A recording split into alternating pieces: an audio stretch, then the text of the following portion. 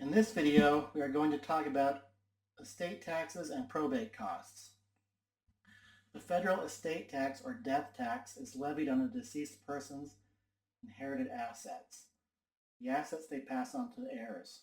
The estate tax ranges from 18% to 40% and generally only applies to assets over the estate tax exemption, which in 2025 is $13.99 million for a single individual and double that amount at $6.98 million for married couples. According to the IRS, the estate tax is a tax on your right to transfer property at your death. It includes the fair market value of everything you own at death, including equity in real property, market value of all investments, cash, all monies owed to you whether secured or not, death benefit of all life insurance. Life insurance itself is not taxable, but it could make the full value of your estate higher, which could be taxable.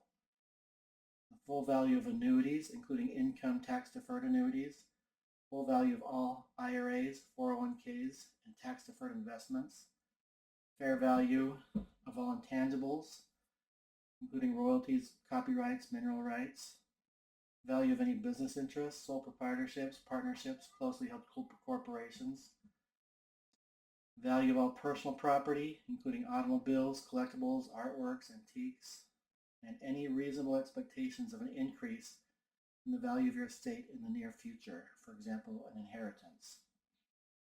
A few other things to keep in mind. There is an unlimited marital tax deduction. That means there is no tax on a surviving spouse retaining or receiving assets from a decedent spouse. There is an annual gift tax exclusion of $19,000 per year per individual. Suppose you have 4 kids.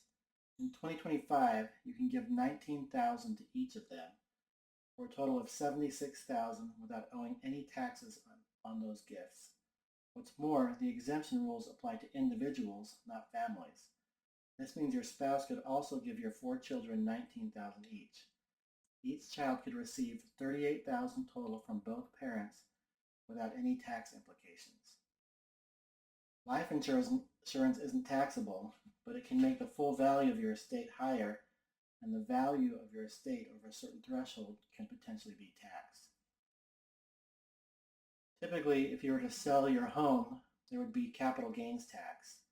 If you bought the home for $300,000 and sold it for $600,000, you'd pay capital gains taxes on the $300,000 gain. However, there is a home sales tax exclusion of $500,000 for married couples filing jointly and $250,000 for single individuals. So a married couple selling the home would only have capital gains taxes on $100,000, so $600,000 minus the $500,000 exclusion. However, if the home is inherited, there's what's called a step-up in basis in your home or other inherited assets. For example, if you bought a house for $300,000 and it is $600,000 when you pass away, if you were to sell the house before you pass away, there would be capital gains taxes on $100,000 in gains on the value of the house over the sales tax exclusion of $500,000. But if the house is inherited, then it has a step-up in basis at a fair market value of $600,000, and no capital gains taxes are due. Along with estate taxes, if you have to go to probate court, you will spend a lot of time and money on court costs and attorney's fees. In Utah, probate court costs can range from around $2,000 to $10,000, depending on the complexity of the state and whether any legal disputes arise.